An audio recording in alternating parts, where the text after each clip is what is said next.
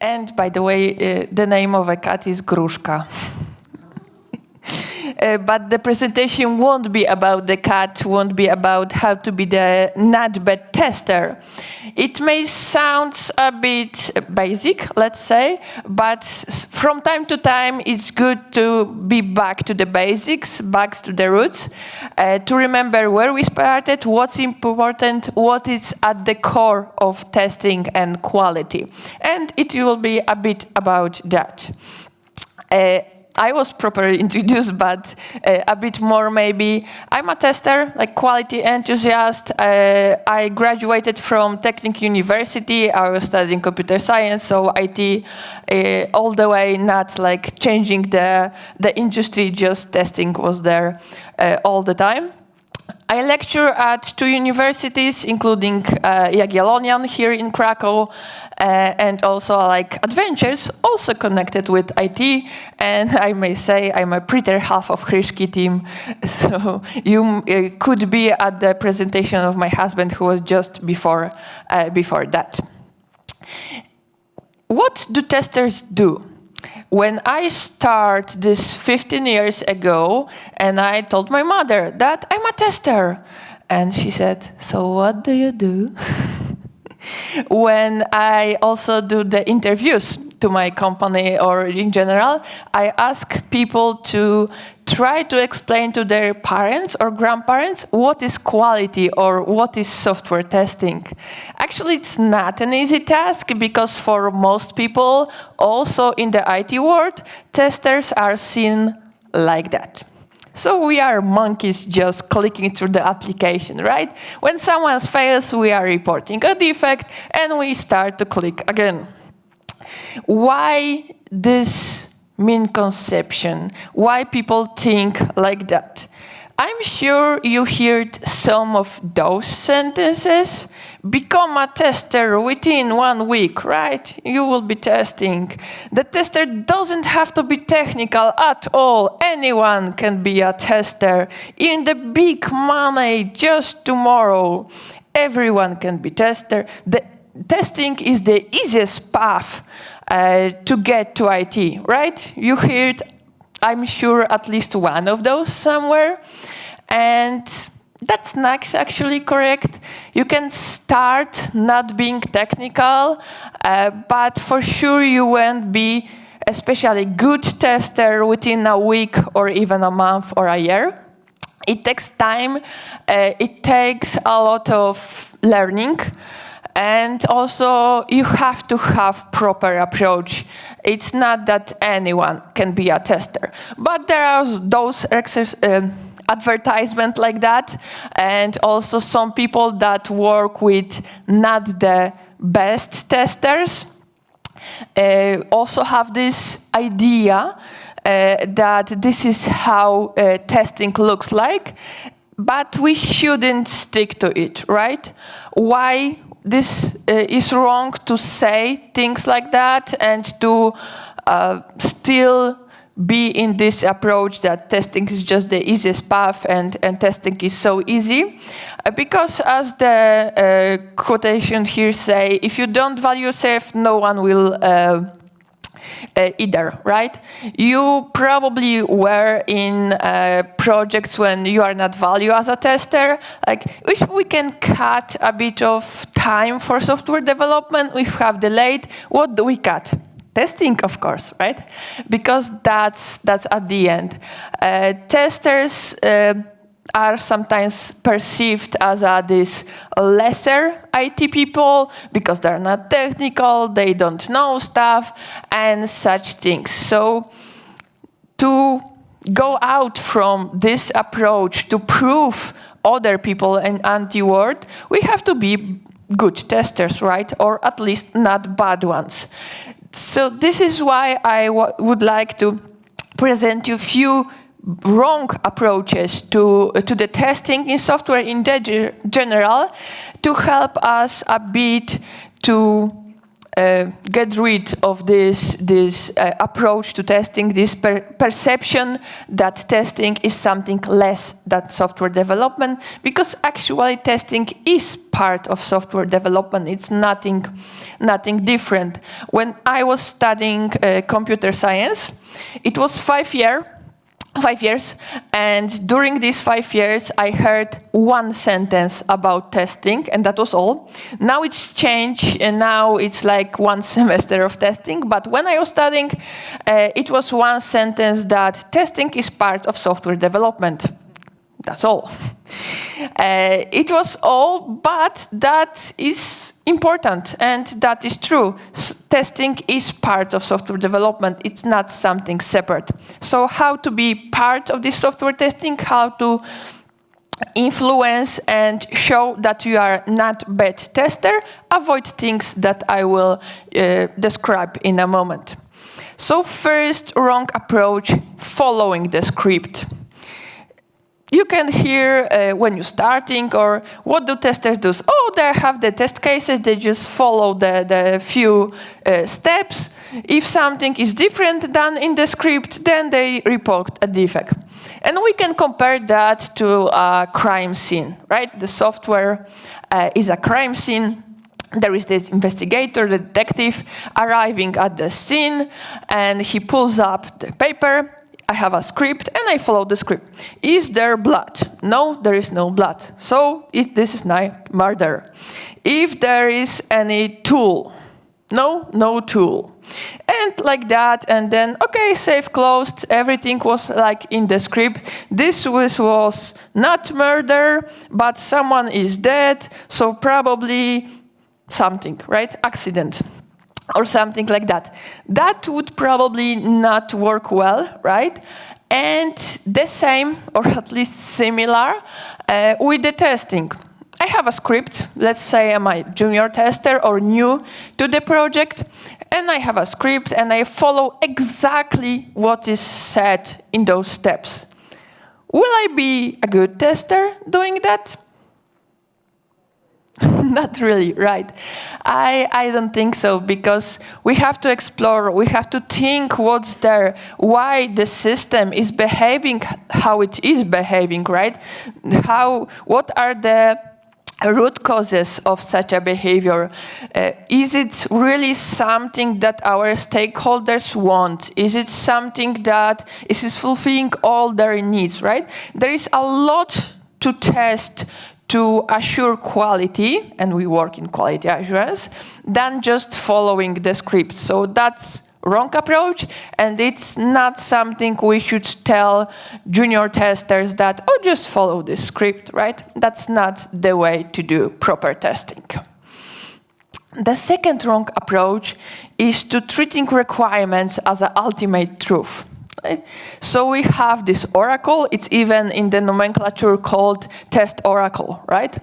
So we have these requirements. We are sticking only to those requirements. We are not questioning that, not challenging those requirements. If something sets requirements, it should be in the system.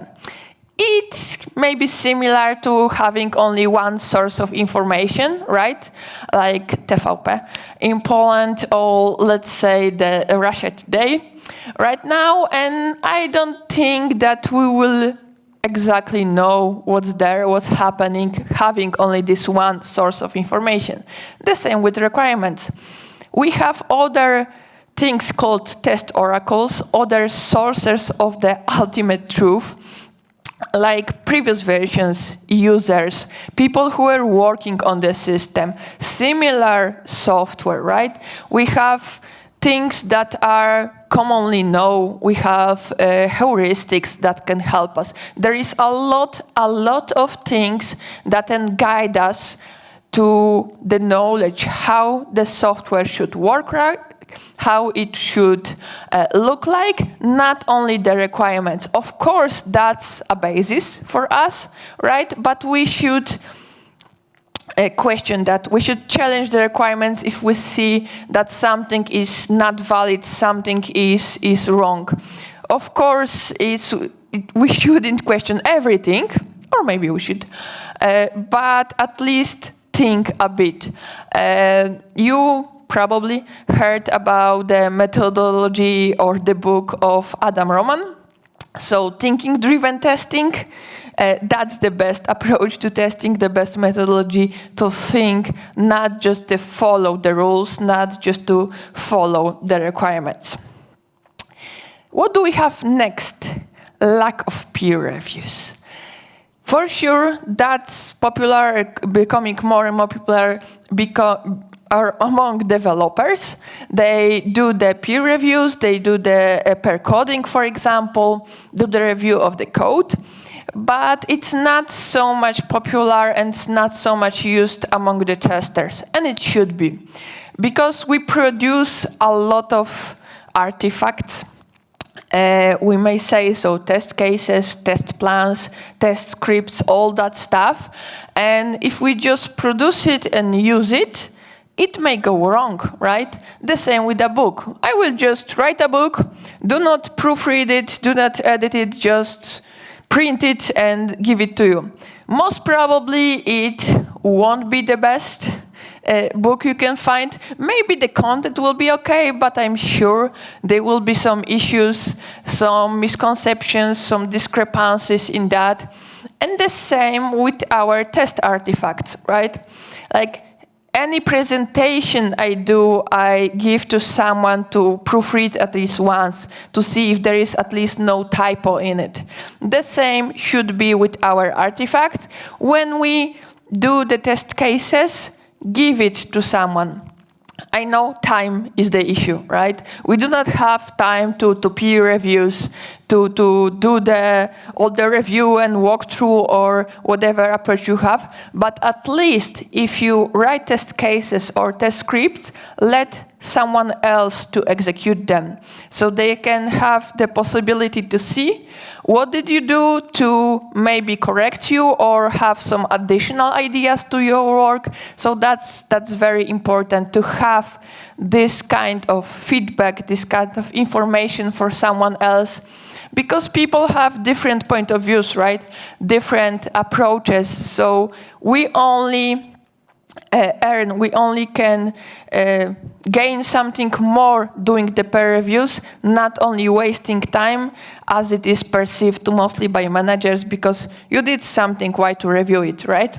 But we should do that the same as with the book, not to miss something, to be sure that it's good, that our approach was proper, that we understand each other correctly. The best, for example, if even not testers are reviewing the testers' work, but maybe like analysts, maybe developer can have a look on our automated scripts because developers have more experience in the code, so they can help us a bit to improve what we are doing. So peer reviews and any reviews actually are very important. So yeah, please do that. For sure, it will improve your work. The next approach is to shutting yourself, closing yourself in your area or silo, as it is commonly named. So you have your silo. I'm a tester. I'm a manual tester. I'm not interested in coding at all. I'm not interested in the requirements engineering. That's not for me. I'm only testing. And it will be similar to this building a house. I have one specialist. He's great in work, and he put out walls for me. I have another specialist, also expert in his field. He put a roof for my house. And another expert, like the world-known best person to put your windows. And they put your windows, but they didn't consult with each other. They didn't measure the stuff that they have to put. So the outcome, the house won't be looking like that. Probably it won't be messy. It will be the best roof, the best walls, and the best window, but pretty shitty house can come out of it. So the same with software development. The thing I said at the beginning, testing is part of software development. We are a team, we have to work together. I don't have to do everything. Like, there is this misconception from the agile approach, especially Scrum, that teams have to be cross-functional, meaning everyone knows everything. No, it should be like that our team in general has all the skills that are needed to provide good quality software. And to do that, we have to cooperate. I have to know how analysts are working, why they're producing their requirements like they do, how architects are working, what they're planning, how developers work. Maybe they can tell me where is this most unit testing, when it's lacking, so maybe I can prioritize, and so on and so on. So a lot of cooperation and teamwork is required in the software development. I teach also people who want to be a tester, who want to switch from other industries. And always at the beginning, I ask, why do you want to be a tester? Mostly I get the things that I had few slides before, right? So the easiest path to IT, I will be making a lot of money, I don't have to be technical. One time, this lady said that she don't like to work with people. She's fed up with working with people, so she wants to be a tester. So I told her it's not the way. Being a tester is even more working with people than developer. We have to be somewhere in between the user, as we are also checking something for the user, between the developer, analyst, to consult everything, to gather all our knowledge. So being a tester is a lot of cooperation, a lot of working with people. And if you are interested, that lady didn't become a tester. She resigned from the course after a few days, and since it's working with people, she won't be a tester. I don't know her further career, so I don't know where she end up. So cooperation, right? Don't close yourself in the silo in your area. It's more there, and you can learn from the others, not only the testers. Similar, the next one. So relying on assumptions, that's always something that can mislead you. If you think that something should work in such a way, so you just assume that is the approach, that is the way, and it turned out to be not the way. For example, when I also teach students and other people, I propose some requirements for them. When there is a system for grading students, there are 3 conditions they have to fulfill to pass the exam. If they fulfill all 3 of them, they pass. If they fulfill 2 of them, it's a conditional pass. If they fulfill only 1 of them, they do not pass. And I'm always asking them, what's wrong with those requirements? What will happen if we do not fulfill any of those requirements? So, using your logic, you would say, okay, it's not fulfilling any of the requirements, so this student is not passing, but it is not in the requirements. We don't know if that should be the outcome. This is only our assumption. So we only think that's the outcome.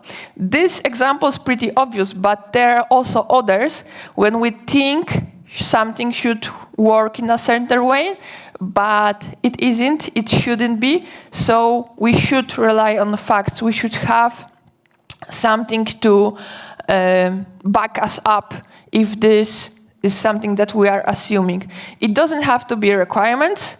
As I said, many oracles, it can be another system, stakeholder opinion, anything, and everything but assumptions, right? Like in the romantic comedies, for sure you saw at least one. There is always the same scenario. There is something, some misunderstanding, and instead of just talking, they're assuming that, oh, she did something wrong, he did something wrong, I have to go on my way.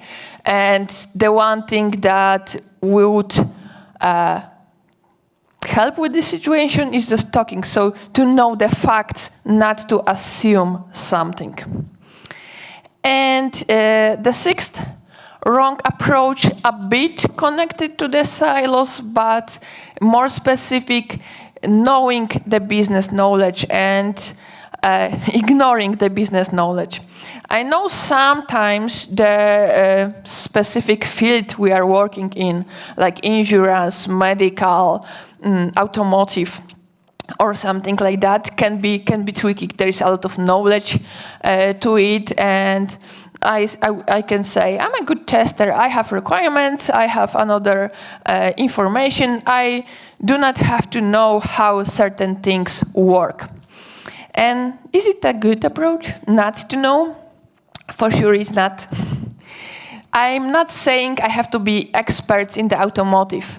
I work at Volvo beside the other things, and of course I don't have to be an expert on how a truck or bus is working, right? But at least I need to know what is fault code, what is ECU, and other stuff that are in every system and are basic to my field. Why we should know that? Of course, testing practices, testing knowledge, that's very important. But remember that we do the software not for us, but for people who know the field, know the business that is behind it. And again, if I don't know the field, the industry, I can do a lot of assumptions, and this is not something we want to do. Like, that's actually the example from life that some group had this campaign, the promotional campaign. They have this company that should do the campaign for them and to advertise them in the proper way. And the group wanted to share a bit of insights as the industry was very niche, very specific. But the people from the marketing said, no, we are great at the marketing. We know what we are doing. PR is in our veins, in our blood. We don't have to know your word. And yeah, the result, their ideas for the campaign were totally, I don't want to use the wrong word, were not fitted to the industry, were completely not understood by the industry.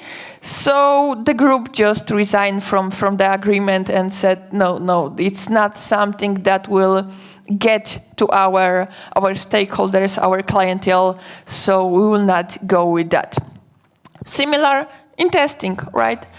If I test, I can do it in the best way, but I still have to know at least a bit about the business, about the industry I'm working in, to know what are all the abbreviations, because all companies love the abbreviations, right? What are the fields? What are the jargon, for example? That's also important to know what my clients, what my stakeholders and users are talking to me, right? To understand them and to make the best quality software for them. So what should the tester be like? The tester, I know that this is overused, so it would be cross-functional, right?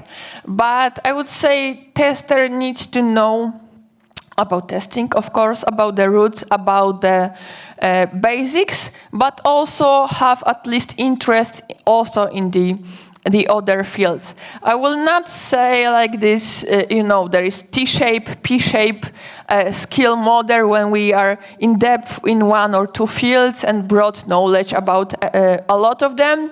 I would say it's mostly like a puzzle, like a jigsaw, not the P or comp shape model. There is a lot to know, to be a good tester, but it's also different in, I would say, like any project, any company, because there are those pieces like business knowledge, approach in this project, ways of working in this company, the basics of testing, some knowledge about the development, and deciding, depending on where we are working, on what we are working, then we have to take those small pieces and put them together to fit, at least in this way, that we will provide the best testing approach, the best quality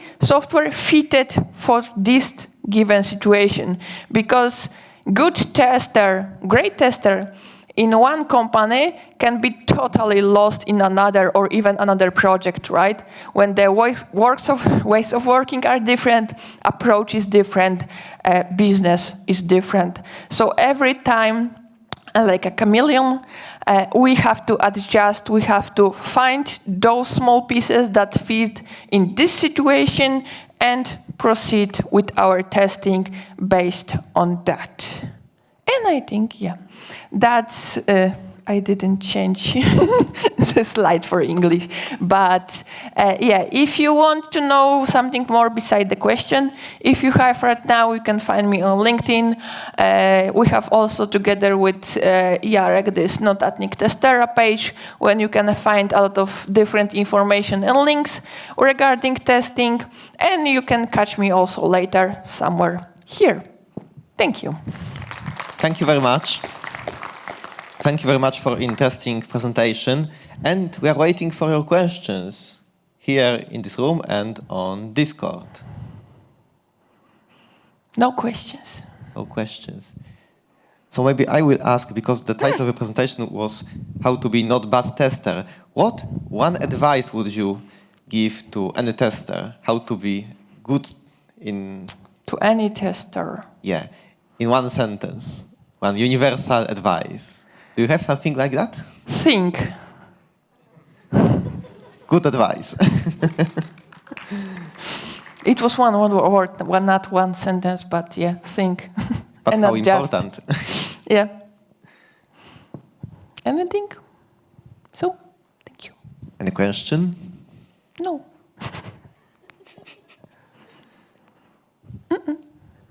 Oh, come on. Didn't you... I think you didn't sleep during the presentation. They did.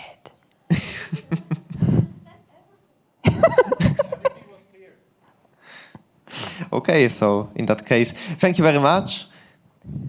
Have a nice break.